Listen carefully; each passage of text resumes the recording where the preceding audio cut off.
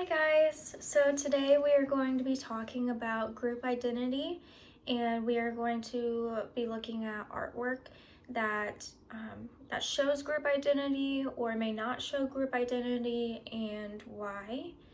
And so let's get started. What is group identity? So group identity is just belonging to a group.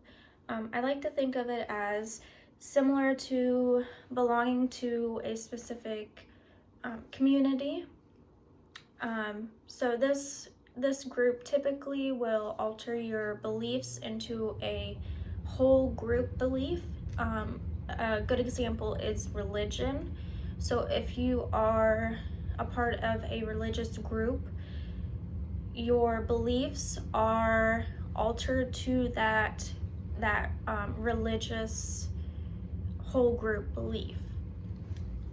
So that given, I would like for you to come up with your own ideas of group identity or groups that you feel represent group identity, and I will provide a Google Docs sheet for you to add that to.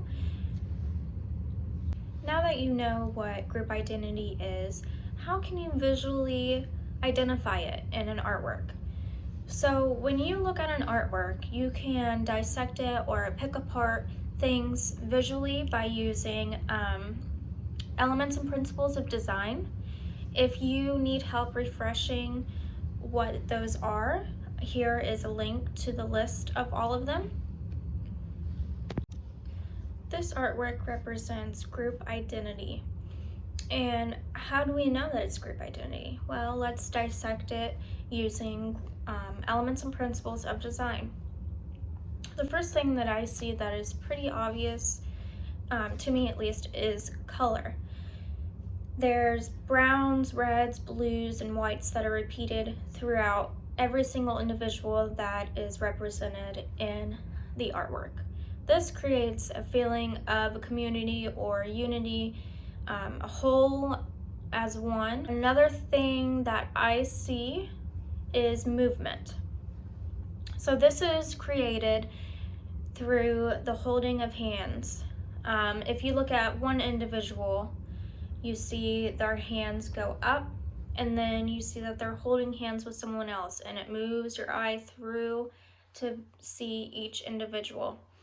Another thing with the movement and the hands, it makes you look up, and it makes you look at the sign that is located in the back. And you can read that it says closets are made for clothes.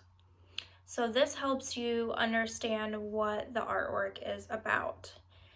The LGBTQ community and peaceful protests and the whole community coming together to stand up for what they believe in.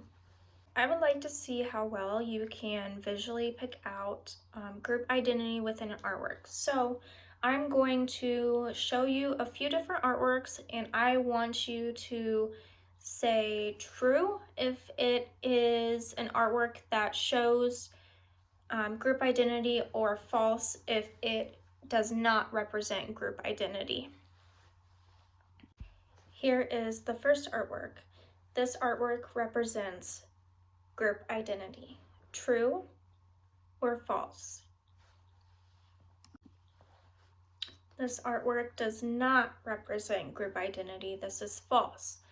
Why? Because each individual has a separate pattern. There's nothing that connects each individual as a whole. They are all individualized through pattern. Here is the second artwork. This represents group identity. True or false? This is true. This artwork does represent group identity. And why is that? They're all dressed in the same uniforms with the same color, creating a sense of unity, a sense of community. Okay, this is the last artwork. True or false? This artwork represents group identity.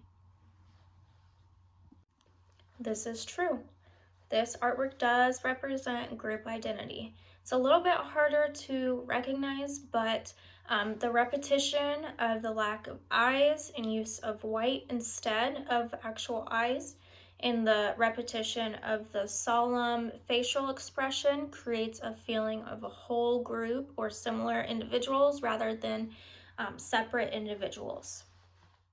Okay, for your assignment, in the same Google Doc that you provided examples of group identity, add an artwork that represents a group identity and explain briefly why you believe so. Okay, so include at least one element or principle of design when you're explaining why it represents group identity. If you're struggling to find artworks that are not already taken, then you can include an artwork that does not show group identity and explain why it does not represent it while including at least one element or principle of art. Good luck! I can't wait to see your examples.